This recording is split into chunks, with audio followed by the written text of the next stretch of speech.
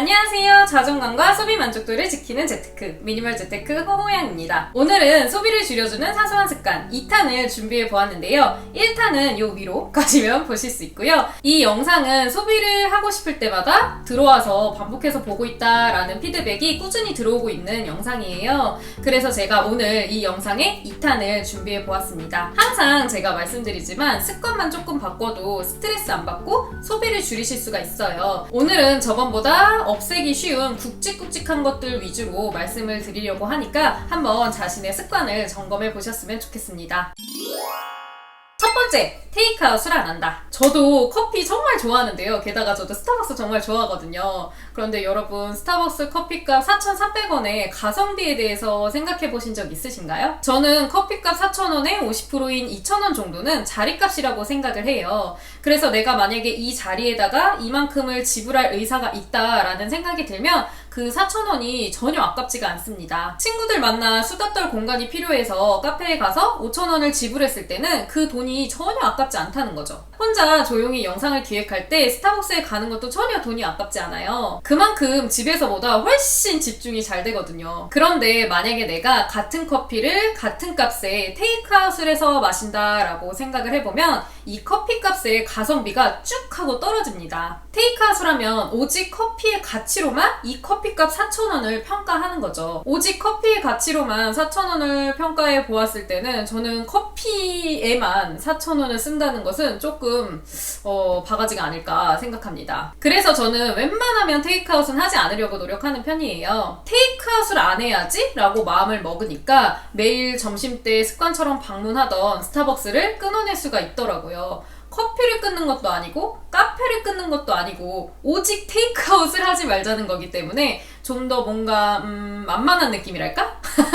나는 절대로 회사에서 점심 먹고 나서 마시는 커피의 소확행을 포기할 수 없다 하시는 분들 계실 거예요. 그런 분들에게 제가 추천하는 방법 3가지 또 소개해 보려고 합니다. 첫 번째는 텀블러를 이용하는 거예요. 이왕 갈 거면 아주 몇백 원이라도 아끼자는 거죠. 스타벅스 같은 경우는 300원이 할인됩니다. 두 번째는 2,500원 이하 테이크아웃 전문점 커피만 사 먹는 거예요. 저는 이 방법을 많이 사용하고 있는데요. 저 같은 경우는 스타벅스 50% 할인되는 신용카드를 가지고 있어요. 그 카드를 이용할 때는 스타벅스에서 테이크아웃을 할 때도 있긴 있는데 그 이외에는 절대로 스타벅스에서는 테이크아웃을 하지 않고 회사에서는 보통 그 동네에 있는 작은 테이크아웃 전문점을 이용하고 있어요. 세 번째는 카누 같은 인스턴트 커피를 이용하는 겁니다. 세 번째로 갈수록 절약이 많이 되겠죠? 두 번째, 세일에 무관심하기. 내가 만약에 정기적으로 구매하는 상품이 있다. 그래서 그 상품의 브랜드의 세일에 대해서 관심을 가지는 건 괜찮죠. 그런데 내가 필요한 물건도 없는데 그냥 올영 세일, 위베프, 핫딜 이런 거 뜬다고 해서 그 홈페이지에 방문하거나 매장에 방문하는 것은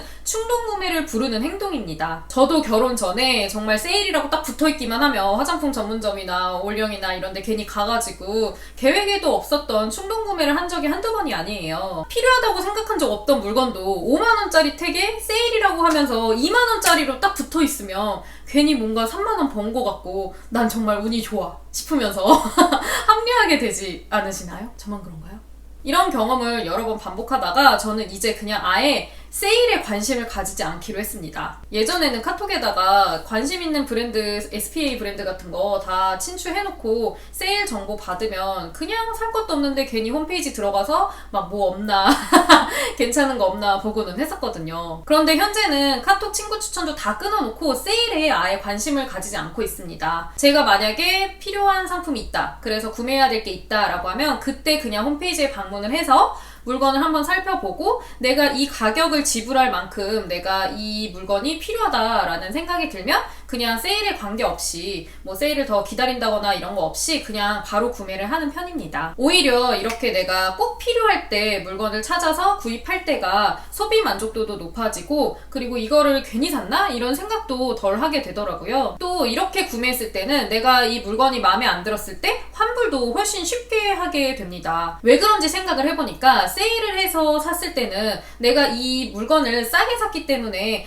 굳이 뭐 싸게 샀는데 환불을 해야 돼? 라는 생각을 하게 되는 것 같더라고요. 저 같은 경우는. 그래서 마음에 안 들어도 환불을 잘 안 하게 되고 마음에 안 드는 상태인데 환불은 안 했으니까 그 물건이 입혀지지 않고 사용되지 않고 굴러다니는 거예요. 그러면 싸게 산 건 아무 의미가 없는 거죠. 그 물건을 사용하지 않았으니까. 뭔가 돈은 돈대로 들고 소비 만족도는 떨어지는 느낌? 여러분, 안 사면 100% 할인이다 이런 말 들어보셨죠? 필요한 물건도 없는데 세일 때마다 득템을 찾아 헤매고 계신다면 이 말을 한번 떠올려 보셨으면 좋겠습니다. 세 번째, 대량 구매를 안 한다. 이거는 예전에 1+1 구매 안 한다랑 비슷한 맥락이죠. 대량 구매할 만한 건 생필품이나 식품류잖아요. 뭐 라면이나 냉동식품이나 뭐 가공식품들 이런 거. 제가 예전에 1+1 구매 안 한다라는 이야기를 해가지고 대량 구매에 대해서 굳이 얘기해야 되나 싶었었는데 얼마 전에 제 지인이 대량 구매를 했다면서 이렇게 조그맣게 포장을 해가지고 간식을 갖다 준 거예요. 약간 견과류 같은 거였는데 그걸 보고서는 이 이야기를 꼭 말씀을 드려야 되겠다라는 생각이 들었습니다. 견과류 같은 거 대량 구매 많이 하실 거예요. 뭐 그 이외에도 그냥 내가 좋아하는 간식이 있으면 대량 구매하시는 분들이 계시더라고요. 그런데 이렇게 물건을 대량 구매를 하다 보면 어쩔 수 없이 그 물건을 헤프게 쓰게 됩니다. 제가 예전에 두루마리 휴지 8개짜리, 9개짜리만 구입한다는 이야기를 했었는데요. 하다못해 이런 휴지도 8개짜리를 살 때랑 20개짜리를 살 때랑 사용하는 속도가 달라집니다. 이렇게 많이 사다 놓으면 훨씬 물건을 빨리 써요. 이게 아무래도 쌓여있는 게 눈에 보이다 보니까 나는 많이 가지고 있어 이러면서 헤프게 쓰게 되는 것 같더라고요. 그래서 내가 좋아하는 간식이 있다면 오히려 대량 구매를 하는 것보다 먹고 싶을 때마다 그때그때 편의점에 가서 하나씩 사 먹는 게 훨씬 더 절약에는 도움이 된다고 생각을 합니다. 네 번째, 할부를 안 한다. 할부의 유혹은 정말 꿀맛 같죠. 엄청 비싼 상품도 무이자 할부 혜택과 함께라면 엄청 저렴하게 느껴지는 그런 느낌적인 느낌. 100만원짜리도 10만원짜리로 보이게 하는 마법. 이렇게 비싼 상품이 싸게 느껴진다는 건 그만큼 소비가 늘어날 가능성이 커진다는 겁니다. 비싸서 지금 당장 있는 돈으로는 절대 살 수 없게 느껴지는 물건도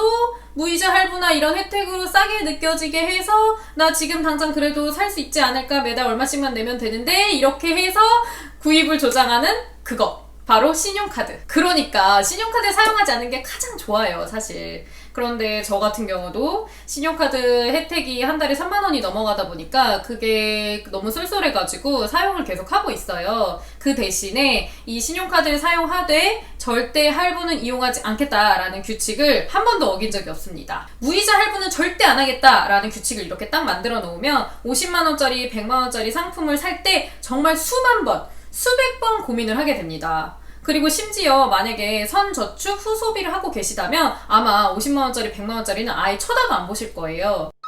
다섯 번째, 휴대폰 소액 결제를 안 한다. 지출 방법이 여러 가지로 쪼개지면 총액을 계산하기가 굉장히 복잡해집니다. 이렇게 돈 관리가 복잡해지면 귀차니즘이 발동해서 아예 돈 관리를 때려칠 가능성이 커져요. 그래서 저는 휴대폰 소액 결제를 절대 이용하지 않습니다. 소액 결제는 핸드폰 내역에 돈이 붙어서 나가다 보니까 뭔가 내가 돈을 사용하고도 사용 안 한 느낌이랄까? 그러다가 휴대폰 값 나갈 때 뭔가 뒤통수 후려맞는 느낌이랄까? 대학교 때 뭣도 모르고 사용하다가 뒤통수 맞은 적이 한두 번이 아니어서 그 이후로 핸드폰 소액 결제는 사용하지 않고 있습니다. 여섯 번째, 정기 결제를 안 한다. 요즘 정기 결제 서비스 정말 넘쳐나죠. 유튜브, 넷플릭스 같은 영상 서비스부터 밀리의 서재 같이 뭐 책 구독 서비스까지, 그것뿐만 아니라 쿠팡 와우나 마켓컬리 같이 조금의 일정 금액을 한 달씩 내면 배송비 서비스를 주는 혜택들까지 정말 다양하게 구독 서비스들이 요즘은 존재하잖아요. 이런 정기 서비스를 이용하면 당연히 편리하죠. 그런데 그렇게 편리한 만큼 나의 주머니는 가벼워질 수밖에 없습니다. 이런 정기 결제는 비고정 지출 안에서 고정 지출이 되는 거거든요. 비고정 지출 안에서 고정 지출이 늘어나게 되면 내가 한 달 동안 자유롭게 사용할 수 있는 유동자금이 줄어들 수밖에 없습니다. 그래서 저는 정기 결제 서비스를 최대한 멀리 하는 편이에요. 지금 현재 밀리의 서재랑 넷플릭스 이렇게 정기 결제 서비스를 두 가지 이용하고 있는데요. 이것도 저만의 규칙을 가지고 사용하고 있습니다.